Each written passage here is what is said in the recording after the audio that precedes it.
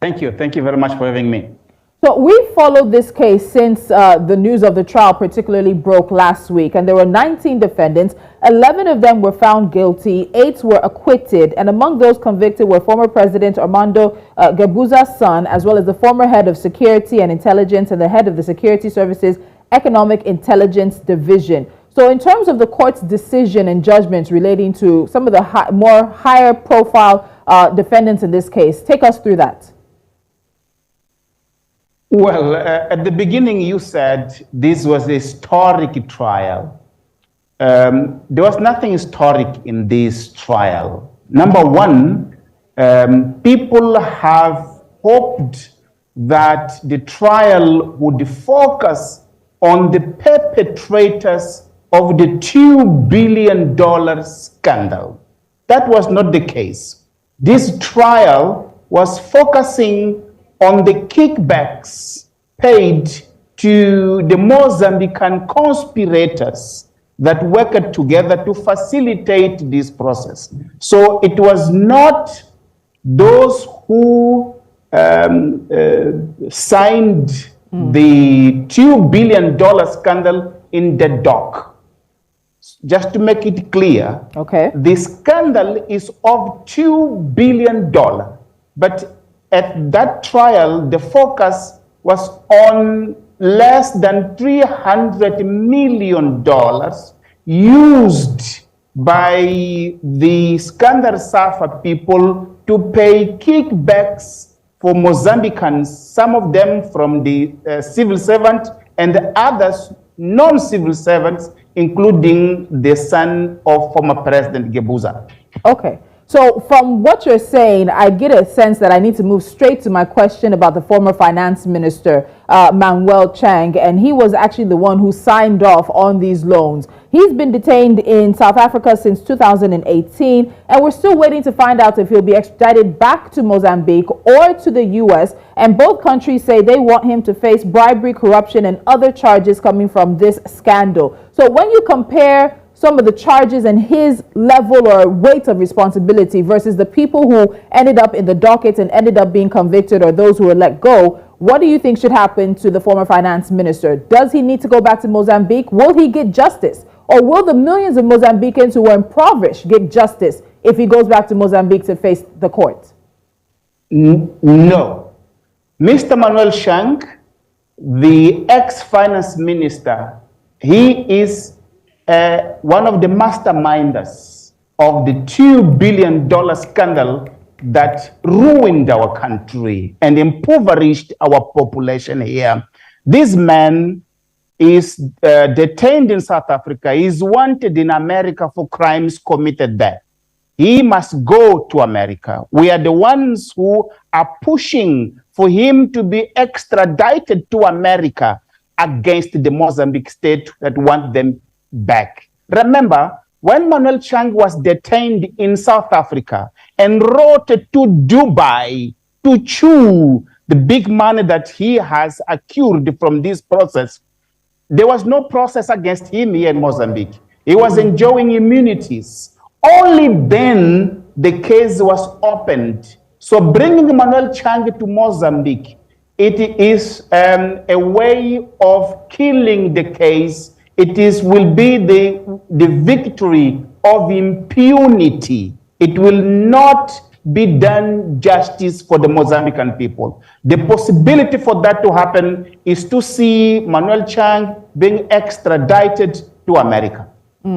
So in your first answer to me, you did make mention of the Mozambican conspirators. So many of us have focused on those in court in Mozambique, but the case is actually quite international. In a separate case related to this, Credit Suisse Group has agreed to pay about $475 million to American and British authorities to resolve bribery and fraud charges on the same case. Also, the London-based subsidiary of the Russian bank VTB will also be paying about $6 million to settle U.S. Securities and Exchange Commission charges that it misled investors also on this case. So what does Mozambique get from the foreign entities that have been involved in this scandal and this debt crisis? Obviously, the case is quite international. There is the domestic dynamic of it. The domestic dynamic of it is the trial that just ended. This is one. The second component is that the Mozambican judiciary, 4 years ago, they declared these loans as null and void. Therefore, the Mozambican authorities, they have to litigate in international courts against Credit Suisse and the others that connived in order to see the $2 billion nullified internationally. And for that, it is important to have Manuel Chang extradited to America, for him to be convicted of the crimes that led Mozambique to sign illegal debts. Okay, so let's come back to the convictions and those who were acquitted. While you say there's nothing historic about this case and the focus has been on those who, in a way, took advantage of the signing, let's look at the verdict that has come out in the case. What would you make of this verdict in particular? Is this really some level of justice at this level of involvement? What do you make of the sentencing? The trial as a whole, it was a facet. It was a facet, this. Two important aspects. One, they have mixed those who have connived with people, with junior people, small fish, just to confuse the public opinion. This is number one. Number two, throughout the process of the trial, it was evident that the current president of the republic, who at the time of events, he was the defense minister, has a case to answer. But the judge, he left his role of a judge. He became the lawyer of the president to protect any possibilities of the president answering his responsibility in the case. The third aspect is, although the trial was open, was transparent, was televised, when it came the assets recovery part, that was obscure, that was not transparent, was not televised. In corruption cases, what matters the most is assets recovery, not the number of years that you jail people. And back to that, when it comes to sentencing, these people were sentenced to between 6 and 12 years. Yes. A few weeks ago, people who committed minor crimes, they were convicted to 20 years in jail.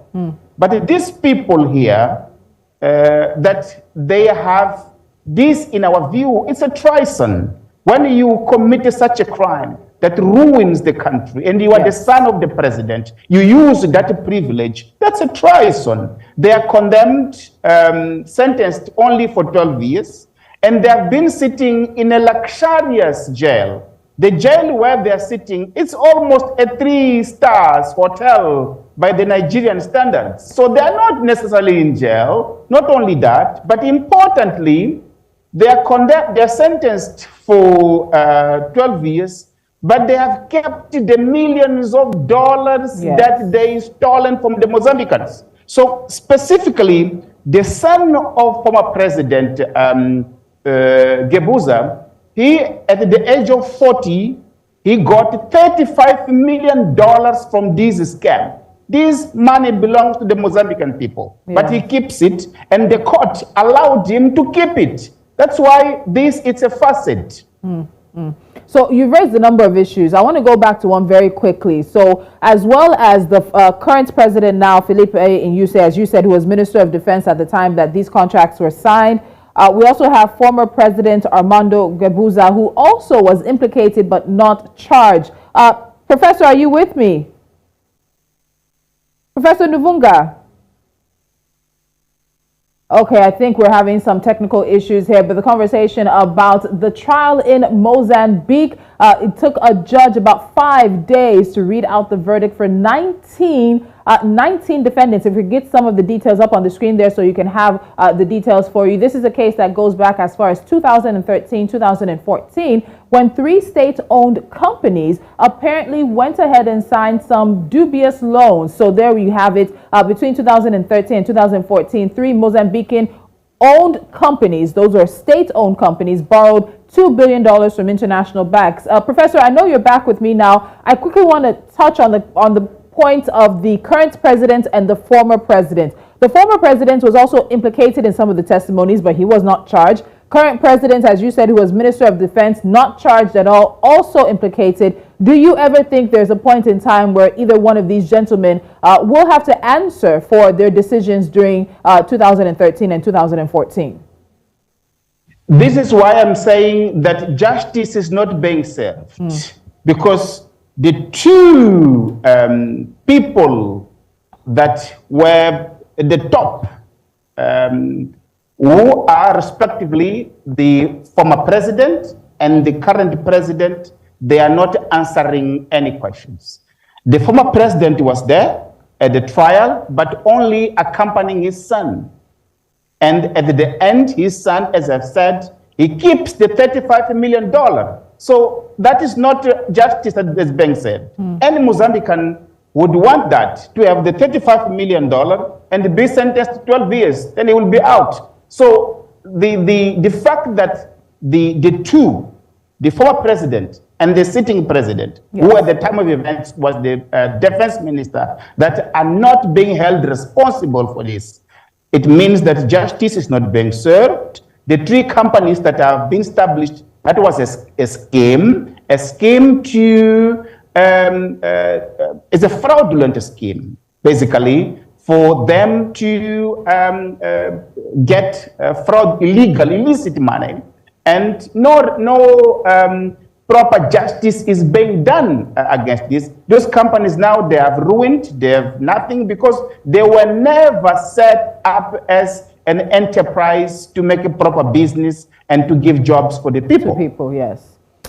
Before I let you go now, Professor Nuvunga, what next? If this is not justice, we're still waiting to hear what happens with former Finance Minister Manuel Chang in South Africa.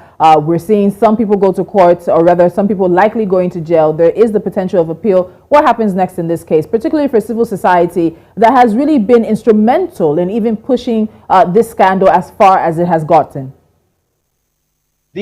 Our big chance is really to have Mr. Manuel Chang extradited to America. And we are thankful for the South African authorities, where there is a clear separation between politics and the judiciary. The judiciary in South Africa has really been instrumental in pushing against impunity, against corruption, not only in Mozambique, but throughout the region. So we are hopeful that this decision will be upheld by all levels of the judiciary, and then it will be extradited.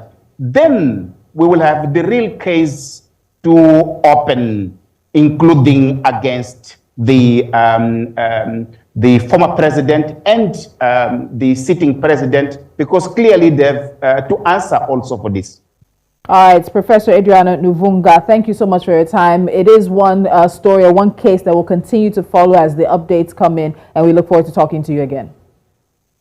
Thank you. Thank you very much. Thank you very much.